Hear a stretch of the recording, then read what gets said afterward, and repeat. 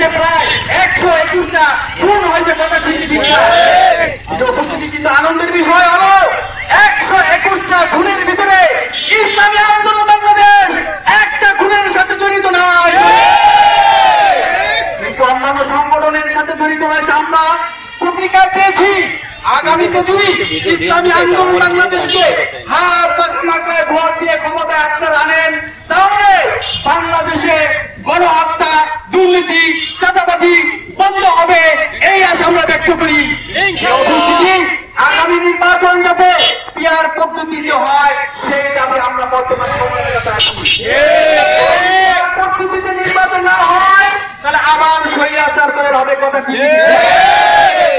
ইসলামী আন্দোলন বাংলাদেশ শরীয়তপুর জেলা শাখার সাংগঠনিক সম্পাদক, ইসলামী আন্দোলন বাংলাদেশ জাতীয় ক্ষমতা শাখার সাবেক সভাপতি, রাজপথ তাফার নেতা জনাব হযরত মাওলানা মিজানুর রহমান, নারায়ে তাকবীর। আলহামদুলিল্লাহ والصلاة والسلام على من لا نبي بعده أما بعد فأعوذ بالله من الشيطان الرجيم بسم الله الرحمن الرحيم إن الحكم إلا لله। প্রিয় উপস্থিতি, আজ আনন্দের সাথে আপনাদের সামনে আমরা একত্র হয়েছি। গত 5ই আগস্ট 1 বছর আগে যেই স্বৈরাচার বাংলার জমিনে থেকে ভারতে আশ্রয় নিয়েছে, তার প্রতিবাদে আমরা এই রাজপথে নেমে এসেছি। আজকে বাংলাদেশ গত 5ই আগস্ট 1 বছর আগে স্বাধীনতার মুক্ত হয়েছে, কথা ঠিক না? কিন্তু বিজয়ের আজকের এই দিনে অত্যন্ত ভয়ানক করতে হয়। 5ই আগস্টের পরেও বাংলাদেশ কেমন জানি দুর্বল ফ্যাসিস্টের মাধ্যমে পরিচালনা হতে, কথা ঠিক না? আজকেও দেখছি গত 1 বছরে বাংলাদেশে প্রায় 121টা খুন হয়েছে, কথা ঠিক ঠিক না? উপস্থিতি কিন্তু আনন্দের বিষয় হলো 121টা খুনের ভিতরে ইসলামী আন্দোলন বাংলাদেশ একটা খুনের সাথে জড়িত নয়,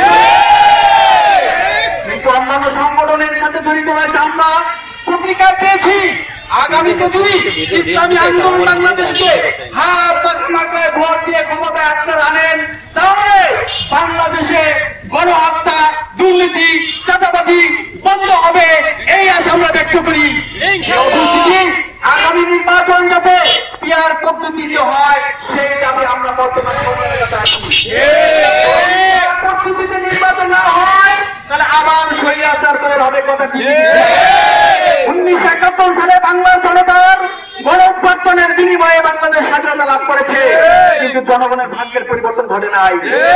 1924 সালে 2024 সালের 5ই আগস্ট আবার বাংলাদেশের অবসান হয়েছে, বাংলাদেশের গণঅভ্যুত্থানের মাধ্যমে নতুন এক জীবন পেয়েছে, কথা ঠিক। কিন্তু আমরা দেখতে পাচ্ছি আজও বাংলাদেশের জনগণের ভাগ্য তেমন পরিবর্তন হচ্ছে না। আগামী জাতীয় নির্বাচনে পিয়ার পদ্ধতির মাধ্যমে বাংলাদেশের জনমানুষের নেতা জনাব ফয়জুল করিম, রেজাউল করিম যদি ক্ষমতায় আসে, তাহলে জনগণের ন্যায্য অধিকার ফিরে পাবে, কথা ঠিক। আগামী নির্বাচন পিয়ার পদ্ধতি ছাড়া ইসলামী আন্দোলন মানবে না, মানবে না, মানবে না। আগামীতে চাঁদাবাজি, দুর্নীতি, লুটতরাজ বন্ধ করার ক্ষেত্রে ইসলামী আন্দোলনকে সমর্থন করি, এই আশা ব্যক্ত করে আমি আমার আলোচনা শেষ করছি। ওমা আলাইনা ইল্লাল বালাগ। আসসালামু আলাইকুম।